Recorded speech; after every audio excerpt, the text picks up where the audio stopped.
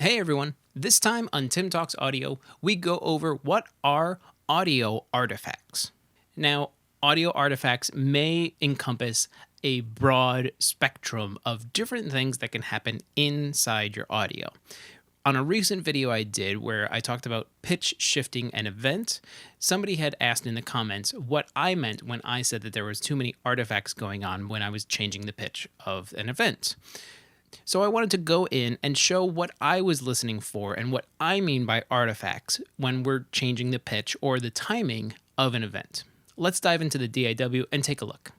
So here we are inside of our session, and the easiest thing to hear this on will be vocals. And there's a few different things that we're going to do.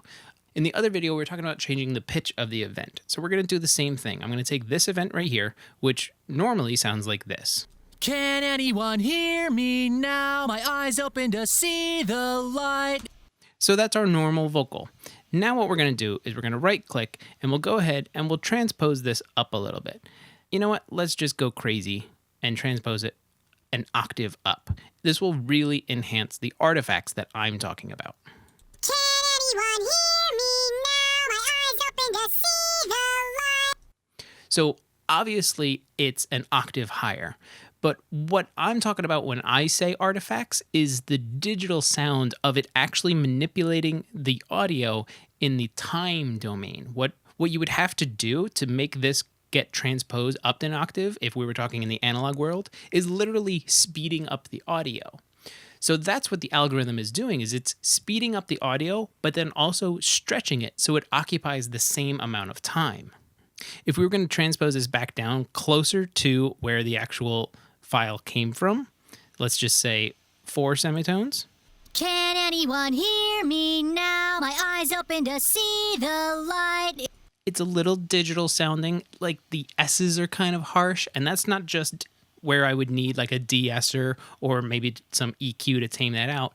It's the digital manipulation of this file. There are some things that we can do to counteract this, though. When we go over here to time stretch, it's actually set to drums right now. But if we change this to sound or solo, it will modify how it sounds a little bit. Let's go over to sound. Can anyone hear me now? My eyes open to see the light.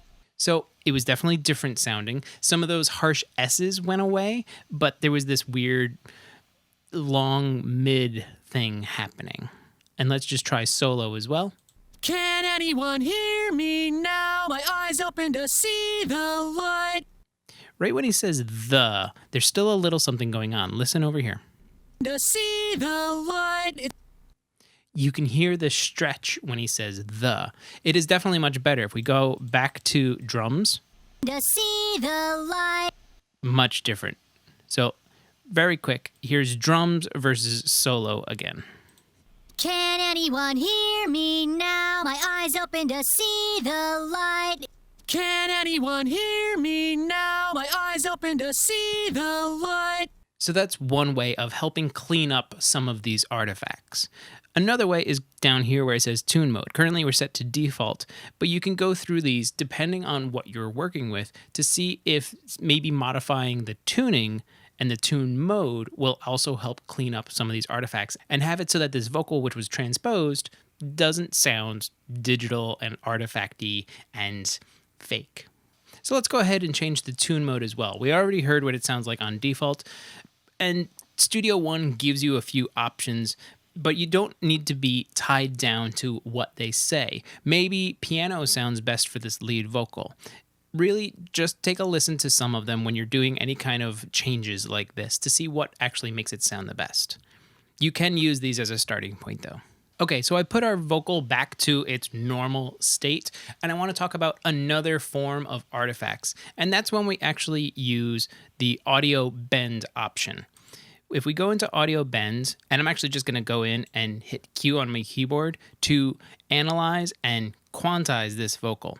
Now you'll see that it's put in bend markers, and it's actually quantized this vocal to the grid, which obviously isn't what we want, but this is just the example.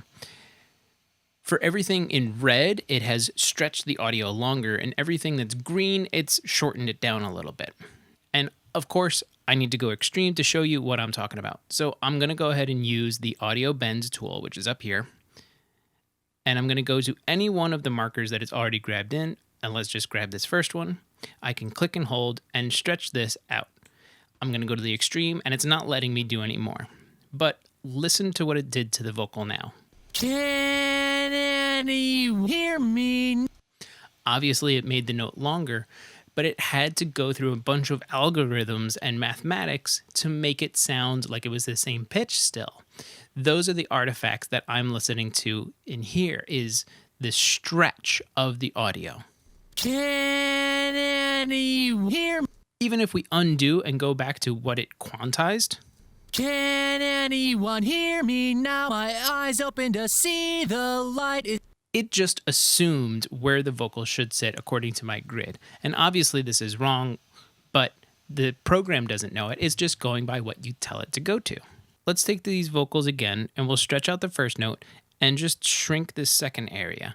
And so you can listen, it now wants to keep the pitch of everything, but it just wants to change the length of them.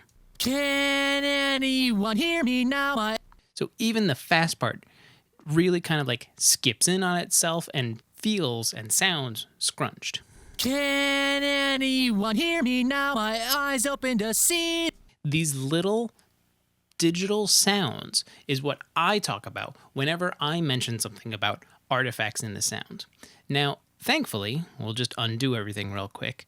If you edit your vocals with Melodyne, you're able to stretch these vocals and change the pitches. Yes, it does a lot of the same algorithms, but with the ARA access that Melodyne has within Studio One, plus the renowned sound of Melodyne and its tuning algorithms, these artifacts are far more hidden than if you just use what's built into Studio One. The tools inside Studio One are still very powerful, but if you're using Pro and you have the access to Melodyne, I suggest using Melodyne because it will hide a lot of these artifacts. That's all for now. If you found anything informative, please like and share the video. For more, visit timflansbaum.com, and if you have a question, ask it in the comments and I'll answer it in a future video. Thanks for watching.